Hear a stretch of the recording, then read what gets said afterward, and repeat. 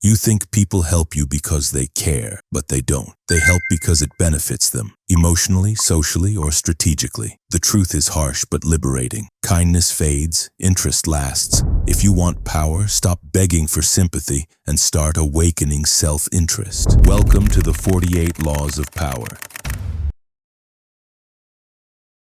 The psychology of asking. Every human request carries a hidden message. Do this for me. But most people make the mistake of appealing to emotion. They plead, they flatter, or they guilt trip. And each time they do, they lose power. In human psychology, mercy and gratitude are short-lived emotions. Once the warmth fades, people move on, they forget the favor, and the next time you ask, they'll expect something more. But when you appeal to someone's self-interest, you trigger a different instinct: survival. The brain releases dopamine when it sees personal gain, and that chemical push is stronger than compassion itself. Robert Greene wrote that asking for help is never about your need, it's about their benefit. The moment you make your request sound useful to them, they'll move mountains for you.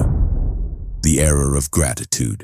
Many people believe gratitude holds relationships together. It doesn't. It only delays their collapse. When you remind someone of how much they owe you, you awaken guilt. And guilt is the quickest way to destroy goodwill. Because no one likes feeling indebted. The great strategist never says, "Remember what I did for you." He says, "Here's how this will help you too." Gratitude creates pressure. Interest creates motion. Even in friendships and relationships, people stay when they feel value exchange, not when they feel emotional debt. That's why the truly powerful never beg. They bargain. They make others believe helping them is a form of helping themselves.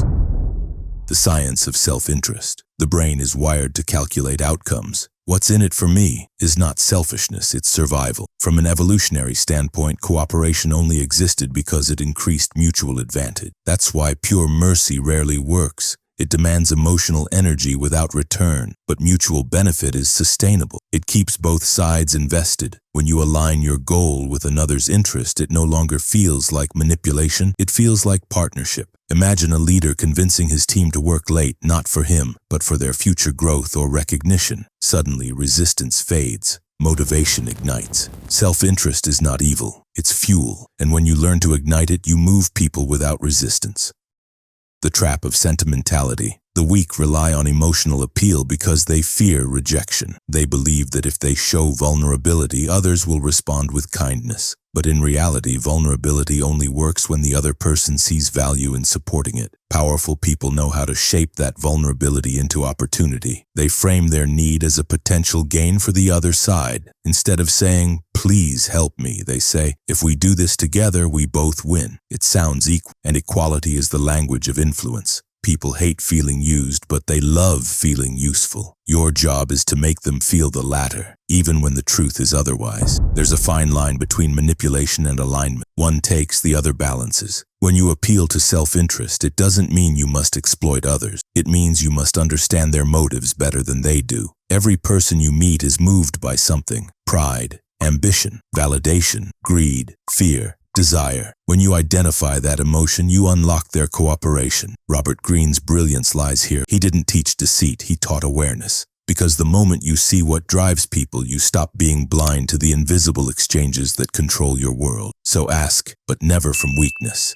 Ask from alignment. Make them believe your victory is theirs. During World War II, American industrialists didn't support the government out of patriotism. They supported it because war meant production, and production meant profit. The government understood this perfectly, and by appealing to interest, not duty, they mobilized an entire economy. History remembers those who understood human motivation, not those who begged for compassion.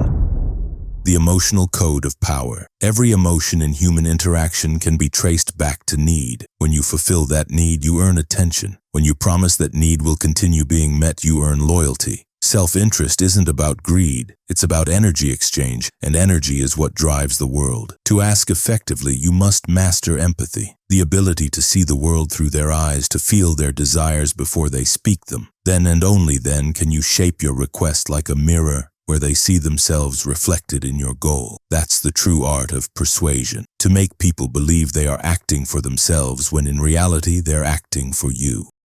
Why gratitude fails. Have you ever helped someone and later felt unappreciated? That's because gratitude decays fast. It's emotional currency. It loses value with time, but interest compounds. When both sides benefit, the relationship grows stronger with every exchange. The great mistake is expecting people to stay loyal out of memory. They stay loyal only to benefit. This doesn't make them bad. It makes them human. The moment you understand this truth, you stop taking betrayal personally. You start reading human behavior like an investor, not a dreamer. Learn to speak the language of motive. Don't talk about what you need. Talk about what they gain. Every pitch, every favor, every collaboration must sound like a win-win, even if deep down you know it's not equal. This is not deception. It's strategy. Because people don't move when they understand your pain. They move when they see their reward. Master this subtle shift, you'll notice something extraordinary. Doors start opening, not because you knocked, but because you made the other side want you to enter. Never appeal to mercy. Never rely on gratitude. These are temporary flames that fade quickly. Instead, appeal to self-interest, the eternal fire that drives human nature. When your request becomes their reward, your influence becomes invisible and unstoppable. Power isn't about forcing people to say yes. It's about making them want to. In the next chapter of Power, we'll uncover Law 14, where friendship becomes camouflage and the smiling face hides the sharpest blade. If this law opened your eyes, make sure you subscribe and turn on the notification bell, because what's coming next will change how you see every friendship you've ever had.